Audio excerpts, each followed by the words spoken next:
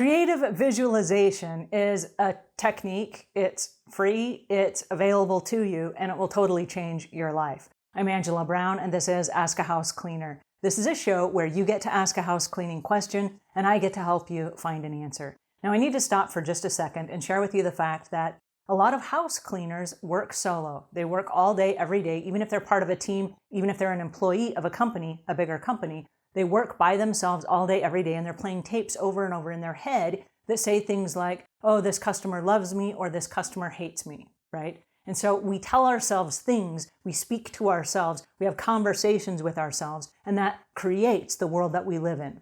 And one of the biggest things that house cleaners find themselves in, and it's frequent, this is a state of depression.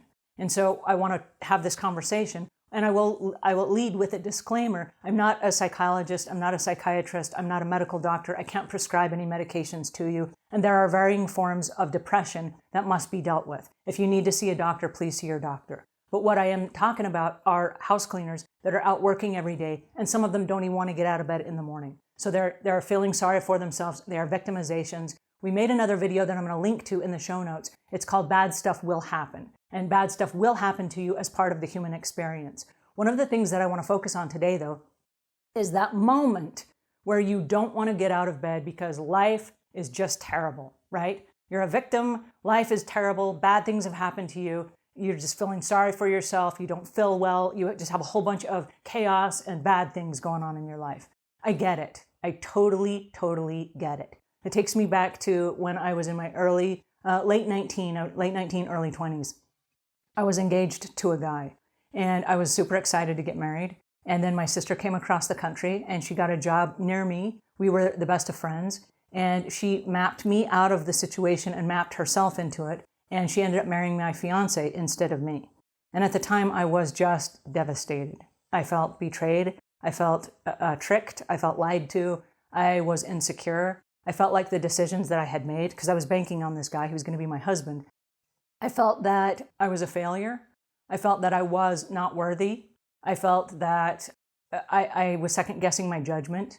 And I had a whole bunch of things going on in my head, and I got trapped in this state of victimization. And I was really depressed. And I too did not want to get out of bed in the morning. At the time, I did have a house cleaning business, and I was required to go out every day on a job. And I went reluctantly. And I carried this big cloud of disappointment and sadness and sorrow with me. And if there were any customers that listened to me at the time, I kind of just puked all of this sadness with my customers, and I shouldn't have. I learned the rules since then, but I was heartbroken, and I didn't know how to cope. I didn't have the coping skills at that age to get me through the next area of my life. And so when you are in bed and you don't want to get out of bed and you are so sad, you don't feel like you can go on another moment, whether it is something somebody did to you or whether you're second guessing yourself or your choices, I want you to practice this. It's called creative visualization. It's absolutely free, and it will save your soul. Okay, what happens is this. Lay in the bed, because you're already in bed, right? You're already there. Lay in the bed. You don't want to get out of bed, so don't. Stay in the bed, but do this exercise. Imagine, what if you did get out of bed? How do you feel when you get out of bed? And I want you to really think about this in positive terms. Now, it's really hard to be positive when you're feeling negative on the inside. But here's the thing, it's free. And there's nobody that's holding you victimization except you. And so while you're laying there in the bed, imagine, I just popped out of bed like toast. I had all this energy and vivaciousness. And now I'm putting on my shoes and my running clothes, and I'm going to go out for a brisk walk in the neighborhood. So maybe you didn't actually go for the brisk walk. Maybe you're still lying in the bed. But imagine what that feels like. And I want you to repeat these words and only these words. I'm happy because. I'm happy because I got new shoes that I can wear on this jog this morning. I'm happy because I'm watching the sunrise, and it's the most beautiful sunrise I've ever seen. No, you're not really seeing it. You're in the bed because you're too lazy, or you're too tired, or you're too depressed to get up. Got it? You're imagining this. I'm happy because, oh, there's a crisp coolness of the air, and it's the perfect temperature for me to out being on this brisk walk. And I'm happy because I have perfect health, because in our imagination, we can have whatever kind of health we want, right? Maybe you have a disability or an ache or a pain or whatever. Don't worry about that now. In your mind, I'm happy because I have perfect health. And rephrase it as if you already have it. I'm happy because I'm out walking my dog.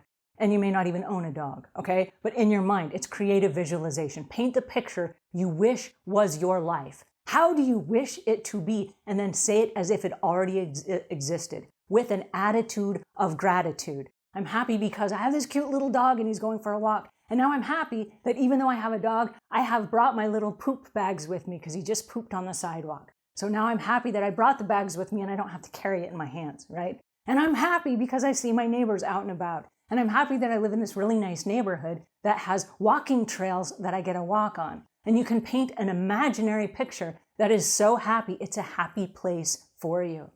Instead of waking there or lying there, just feeling sorry for yourself and I feel so terrible I can't get out of bed, you can paint this amazing picture of how you might feel.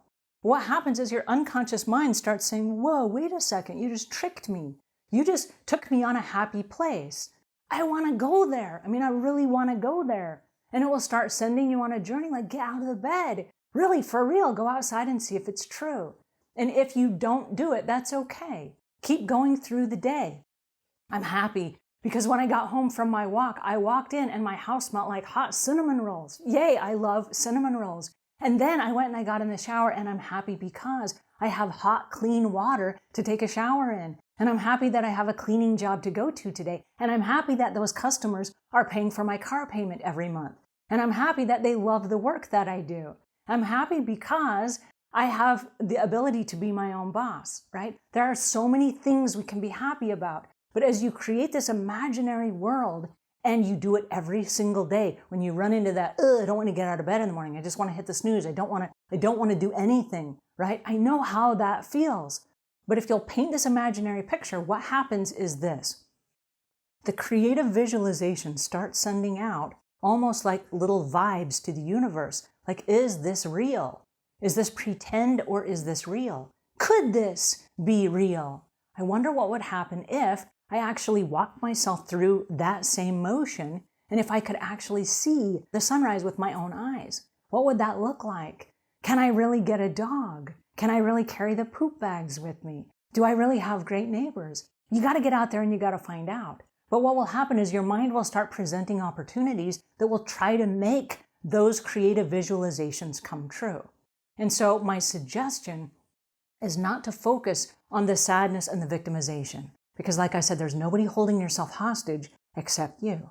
And you have the power to change. And if you don't change anything, at least change it up here, because this is where it starts. The journey starts and stops right here. All right. I hope that helps you a little bit. At least I hope it gives you a moment of motivation. If this was helpful, leave your comments in the notes below. And until we meet again, leave the world a cleaner place than when you found it.